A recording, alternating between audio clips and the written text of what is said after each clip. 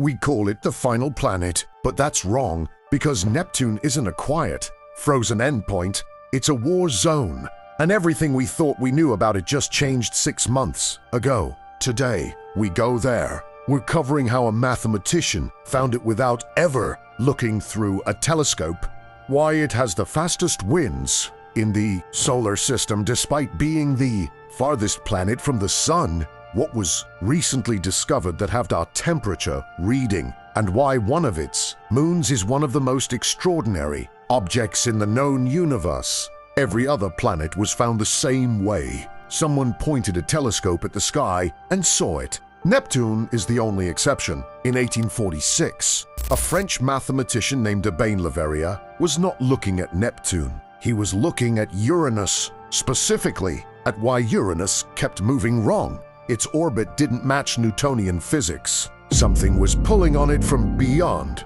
something unseen. Le Verrier did the mathematics. He calculated exactly where this invisible object had to be. He wrote in Berlin, Johann Galli gave him it, and said, "Look here." Gall looked. Within 1 single hour, Neptune was found within 1 degree of Le Verrier's predicted position.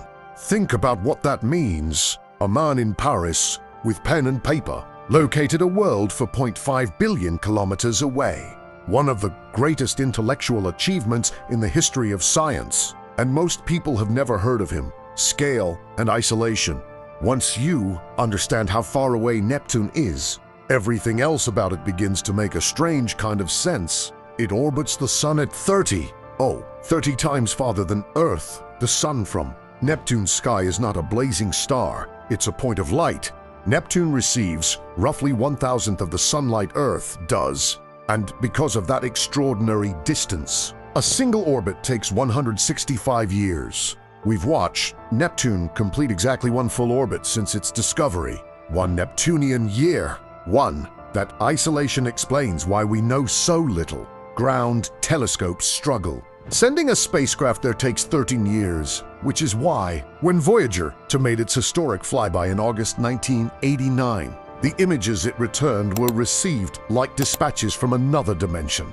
Weather and storms. Here is where Neptune breaks expectations. Logic says the farthest planet should be placid, dead, frozen, inert. It is none of those things. Voyager measured equatorial wind speeds of 2,160 kilometers per hour, the fastest recorded anywhere in the solar system. And here's the strange part. Most of those winds blow retrograde backwards against the planet's own rotation. When Voyager flew past, it captured a storm the size of Earth, rotating counterclockwise through Neptune's southern hemisphere. Scientists called it the Great Dark Spot. It generated winds of 2,400 kilometers per hour. The NASA analyst Ken Bollinger, watching data come in live, said simply, "Every day what you see is brand new. Nobody's ever seen it." But here's where it gets stranger. When Hubble looked at Neptune again in 1999, the Great Dark Spot was gone, vanished, replaced by different storms, which also vanished. Neptune's weather cycles on timescales we barely understand.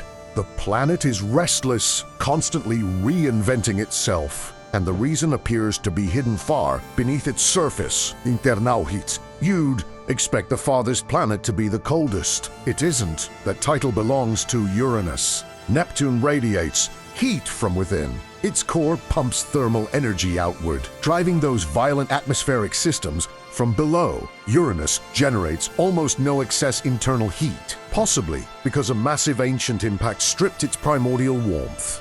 That single difference separates a storm-racked world from a comparatively quiet one. And now, diamonds, deep inside Neptune, where the mantle meets the core, pressure reaches 7 million atmospheres. Under those conditions, methane, which makes up roughly 19% of Neptune's atmosphere and gives it that deep impossible, breaks apart, the carbon separates, and under that pressure, it crystallizes. Scientists believe diamonds form inside Neptune and rain downward through a liquid ocean of pure carbon, diamond bergs floating in a carbon sea. This has been partially recreated in laboratories using high-powered lasers. and the results support the theory. Neptune may contain more diamonds than every gemstone ever mined on Earth. Inside a world we have visited once, briefly, from 5,000 kilometers above its north pole, the land of Neptune's 14 known moons. One is in a category entirely of its own, Triton. Every large moon in the solar system orbits in the same direction as its planet's rotation,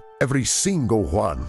Except Triton, it orbits backwards, clockwise, while Neptune spins counterclockwise at a 130-degree angle to the ecliptic. That's not a quirk. That's a confession. Triton didn't form here. It was captured, snatched from the Kuiper Belt billions of years ago.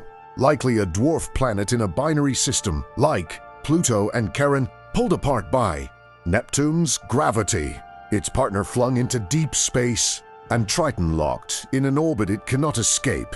Data from New Horizons at Pluto in 2015 confirmed Triton and Pluto share nearly identical compositions. They are siblings, separated by catastrophe, and because Triton's retrograde orbit slowly decays. In roughly 3.6 billion years it will cross Neptune's Roche limit and be torn apart. Its remains will form a ring system more magnificent than Saturn's, a moon becoming a ring, a prisoner, eventually becoming a monument. Beneath its nitrogen ice surface, there is almost certainly a liquid water ocean. Cryovolcanism actively renews its crust. Organic compounds have been found there, the building blocks of life. On a captured dwarf planet where we have not returned in over 3 decades. In March 2025, the James Webb Space Telescope released the first clear images of Neptune's aurorae, shimmering bands of light across its mid-latitudes. Unlike anything seen elsewhere in our solar system, but Webb also found something unsettling. Neptune's upper atmosphere had cooled by hundreds of degrees since Voyager's reading in 1989 nearly halved in under 40 years. No one can explain why.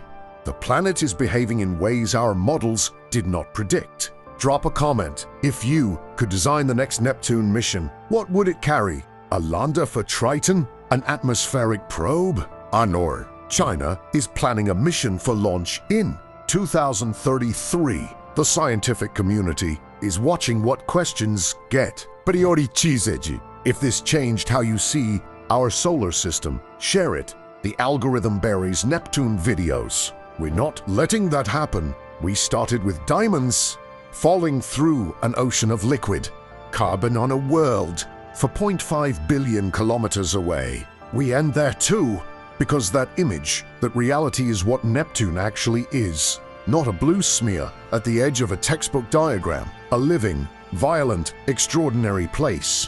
One we found with mathematics before we ever saw it. One we visited once, 35 years ago. One that is still changing, still surprising us from the very edge of the dark. Neptune, the final planet, a nowhere near finished.